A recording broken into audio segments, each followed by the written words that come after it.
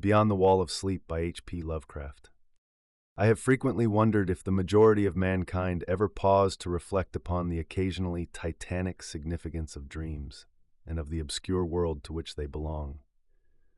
Whilst the greater number of our nocturnal visions are perhaps no more than faint and fantastic reflections of our waking experiences, Freud, to the contrary, with his puerile symbolism, there are still a certain remainder whose immundane and ethereal character permits of no ordinary interpretation, and whose vaguely exciting and disquieting effect suggests possible minute glimpses into a sphere of mental existence no less important than physical life, yet separated from that life by an all but impassable barrier.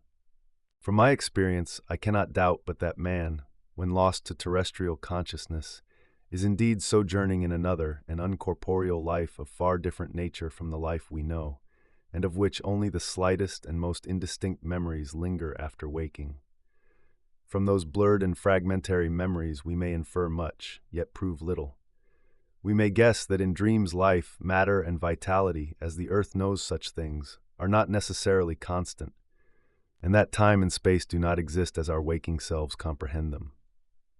Sometimes I believe that this less material life is our truer life, and that our vain presence on the terraqueous globe is itself the secondary or merely virtual phenomenon. It was from a youthful reverie filled with speculations of this sort that I arose one afternoon in the winter of 1900-1901, when to the state psychopathic institution in which I served as an intern was brought the man whose case has ever since haunted me so unceasingly. His name, as given on the records, was Joe Slater, or Slaughter, and his appearance was that of the typical denizen of the Catskill Mountain region, one of those strange, repellent scions of a primitive colonial peasant stock whose isolation for nearly 3 centuries in the hilly fastnesses of a little-traveled countryside has caused them to sink to a kind of barbaric degeneracy, rather than advance with their more fortunately placed brethren of the thickly settled districts. Among these odd folk, who correspond exactly to the decadent element of white trash in the South, law and morals are non-existent, and their general mental status is probably below that of any other section of the Native American people. Joe Slater, who came to the institution in the vigilant custody of 4 state policemen, and who was described as a highly dangerous character, certainly presented no evidence of his perilous disposition when first I beheld him. Though well above the middle stature and of somewhat brawny frame, he was given an absurd appearance of harmless stupidity by the pale, sleepy blueness of his small, watery eyes, the scantiness of his neglected and never-shaven growth of yellow beard, and the listless drooping of his heavy nether lip. His age was unknown, since among his kind neither family records nor permanent family ties exist, but from the baldness of his head in front, and from the decayed condition of his teeth, the head surgeon wrote him down as a man of about 40.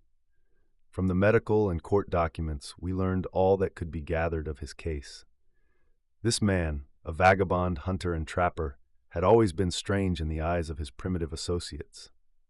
He had habitually slept at night beyond the ordinary time, and upon waking would often talk of unknown things in a manner so bizarre as to inspire fear even in the hearts of an unimaginative populace. Not that his form of language was at all unusual, for he never spoke save in the debased patois of his environment, but the tone and tenor of his utterances were of such mysterious wildness that none might listen without apprehension. He himself was generally as terrified and baffled as his auditors, and within an hour after awakening would forget all that he had said, or at least all that had caused him to say what he did, relapsing into a bovine, half-amiable normality like that of the other hill-dwellers. As Slater grew older, it appeared his matutinal aberrations had gradually increased in frequency and violence, till about a month before his arrival at the institution had occurred the shocking tragedy which caused his arrest by the authorities. One day near noon, after a profound sleep begun in a whiskey debauch at about 5 of the previous afternoon, the man had roused himself most suddenly, with ululations so horrible and unearthly that they brought several neighbors to his cabin, a filthy sty where he dwelt with a family as indescribable as himself. Rushing out into the snow, he had flung his arms aloft and commenced a series of leaps directly upward in the air, the while shouting his determination to reach some big cabin with brightness in the roof and walls and floor and the loud, queer music far away. As two men of moderate size sought to restrain him, he had struggled with maniacal force and fury, screaming of his desire and need to find and kill a certain thing that shines and shakes and laughs. At length, after temporarily felling one of his detainers with a sudden blow, he had flung himself upon the other in a demoniac ecstasy of bloodthirstiness, shrieking fiendishly that he would jump high in the air and burn his way through anything that stopped him. Family and neighbors had now fled in a panic, and when the more courageous of them returned, Slater was gone, leaving behind an unrecognizable pulp-like thing that had been a living man but an hour before. None of the mountaineers had dared to pursue him, and it is likely that they would have welcomed his death from the cold. But when several mornings later they heard his screams from a distant ravine, they realized that he had somehow managed to survive, and that his removal in one way or another would be necessary. Then had followed an armed searching party, whose purpose, whatever it may have been originally, became that of a sheriff's posse after one of the seldom popular state troopers had by accident observed, then questioned, and finally joined the seekers. On the third day, Slater was found unconscious in the hollow of a tree and taken to the nearest gaol, where alienists from Albany examined him as soon as his senses returned. To them he told a simple story. He had, he said, gone to sleep one afternoon about sundown after drinking much liquor.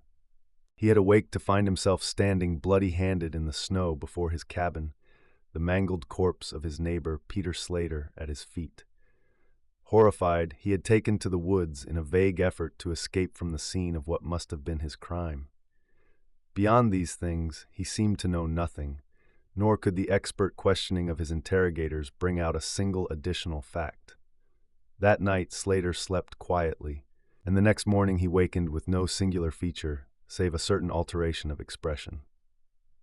Dr. Barnard, who had been watching the patient, thought he noticed in the pale blue eyes a certain gleam of peculiar quality, and in the flaccid lips an all but imperceptible tightening, as if of intelligent determination. But when questioned, Slater relapsed into the habitual vacancy of the mountaineer, and only reiterated what he had said on the preceding day. On the third morning occurred the first of the man's mental attacks. After some show of uneasiness in sleep, he burst forth into a frenzy so powerful that the combined efforts of 4 men were needed to bind him in a straitjacket. The alienists listened with keen attention to his words, since their curiosity had been aroused to a high pitch by the suggestive yet mostly conflicting and incoherent stories of his family and neighbors. Slater raved for upward of 15 minutes, babbling in his backwoods dialect of great edifices of light, oceans of space, strange music, and shadowy mountains and valleys.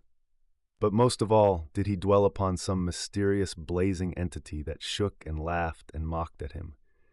This vast, vague personality seemed to have done him a terrible wrong, and to kill it in triumphant revenge was his paramount desire.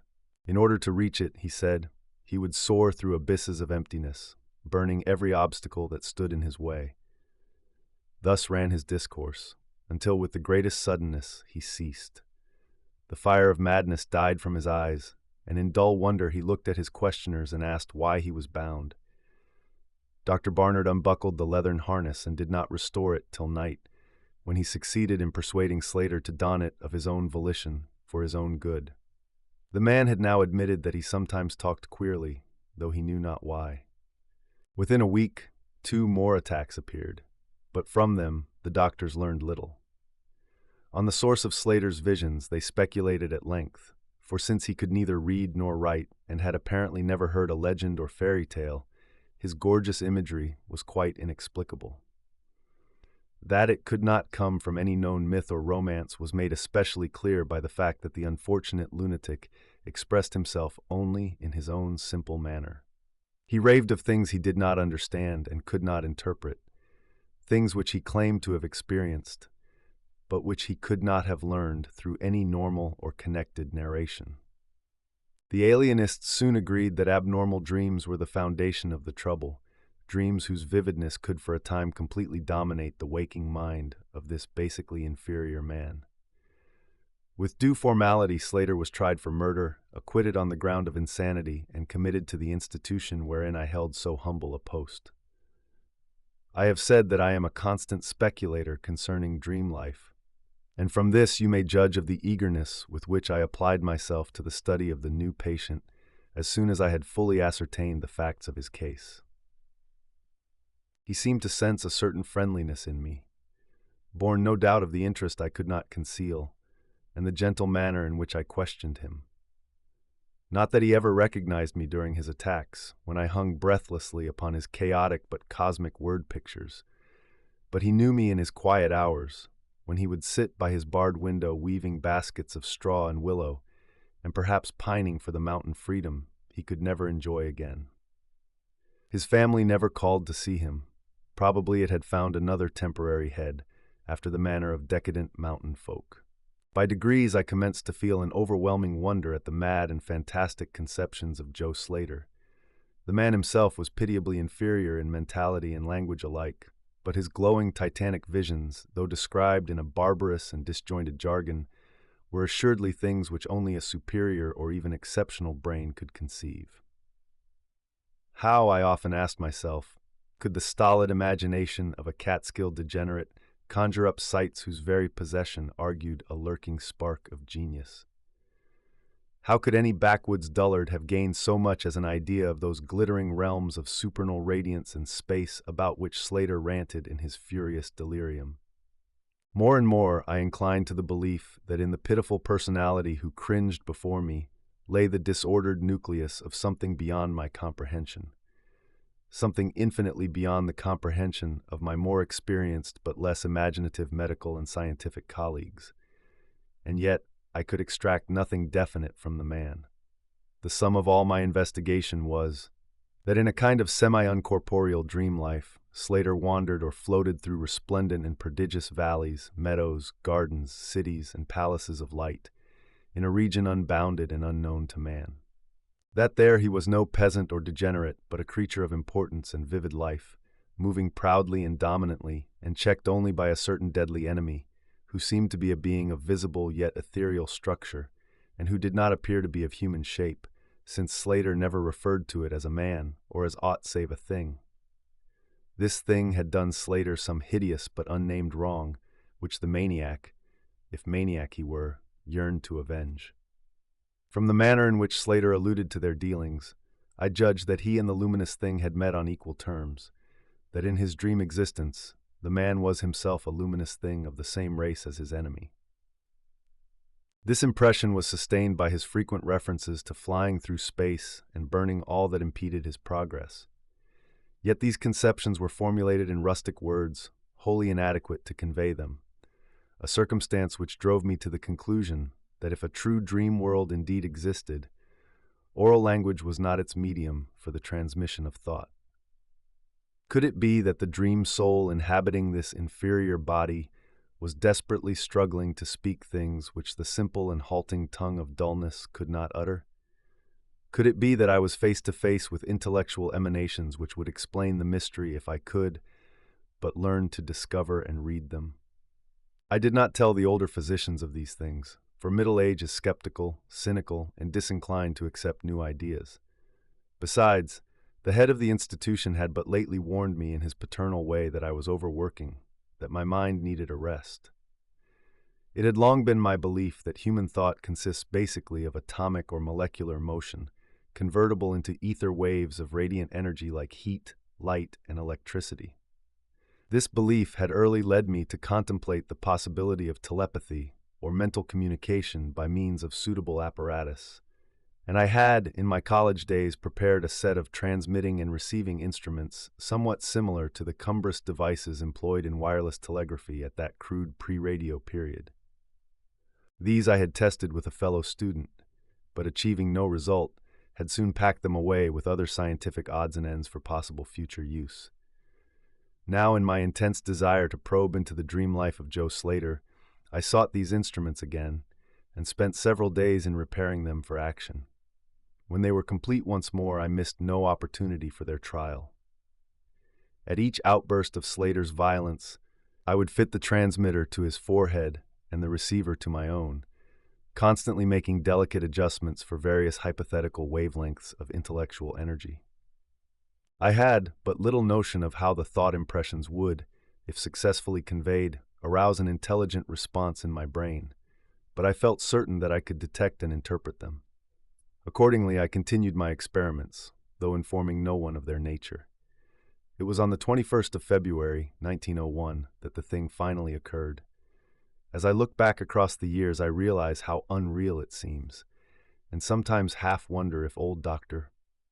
Fenton was not right when he charged it all to my excited imagination. I recall that he listened with great kindness and patience when I told him, but afterward gave me a nerve powder and arranged for the half-year's vacation on which I departed the next week. That fateful night I was wildly agitated and perturbed, for despite the excellent care he had received, Joe Slater was unmistakably dying.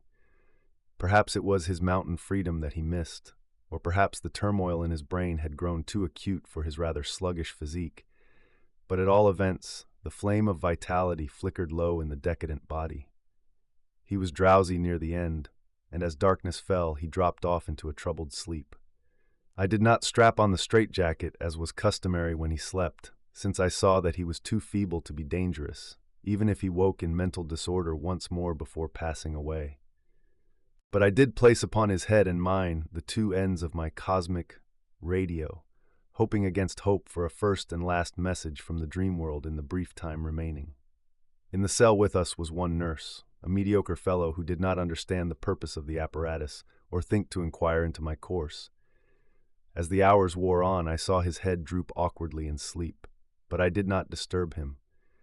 I myself, lulled by the rhythmical breathing of the healthy and the dying man, must have nodded a little later.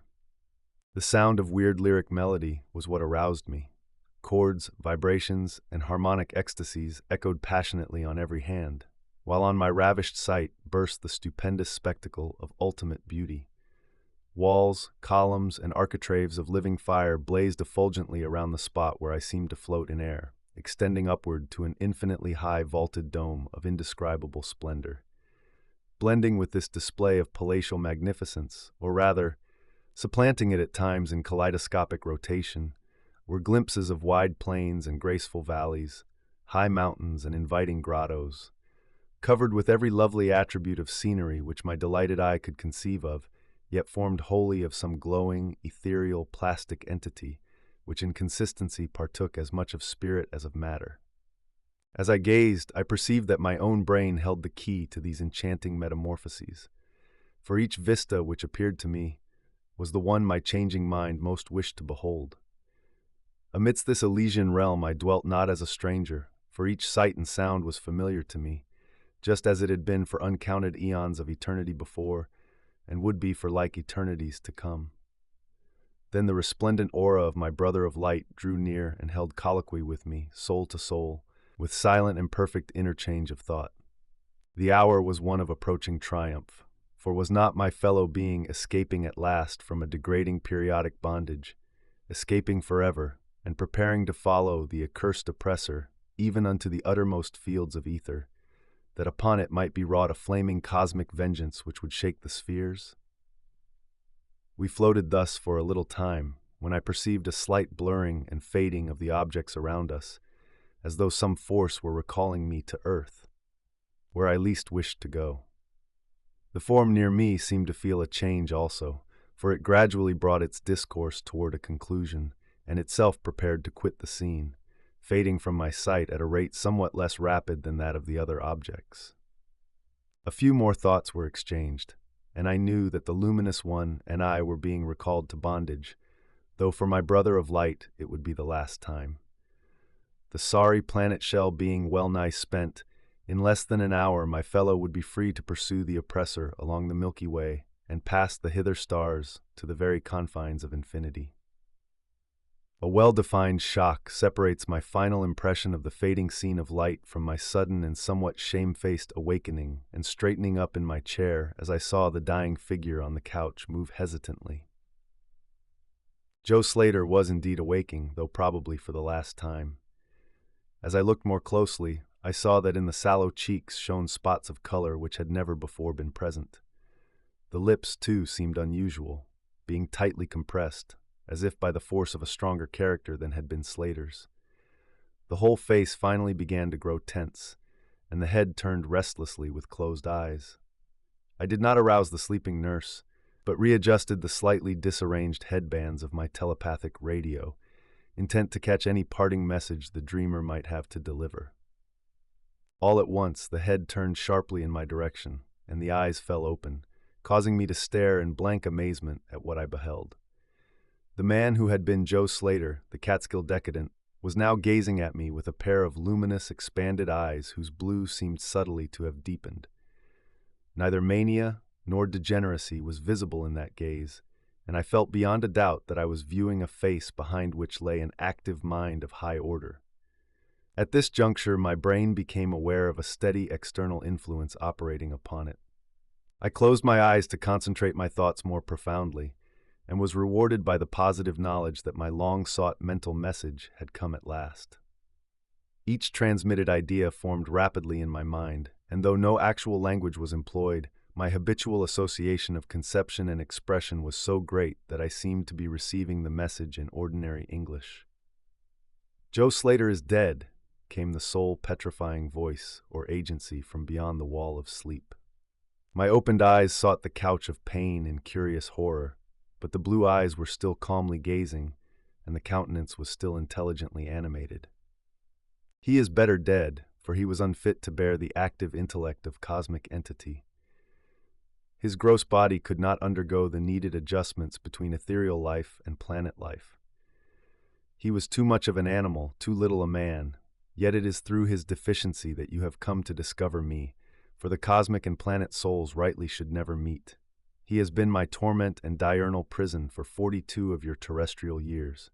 I am an entity like that which you yourself become in the freedom of dreamless sleep. I am your brother of light, and have floated with you in the effulgent valleys. It is not permitted me to tell your waking earth self of your real self, but we are all roamers of vast spaces and travelers in many ages. Next year I may be dwelling in the dark Egypt which you call ancient, or in the cruel empire of Tsan Chan which is to come 3,000 years hence. You and I have drifted to the worlds that reel about the red Arcturus, and dwelt in the bodies of the insect philosophers that crawl proudly over the fourth moon of Jupiter.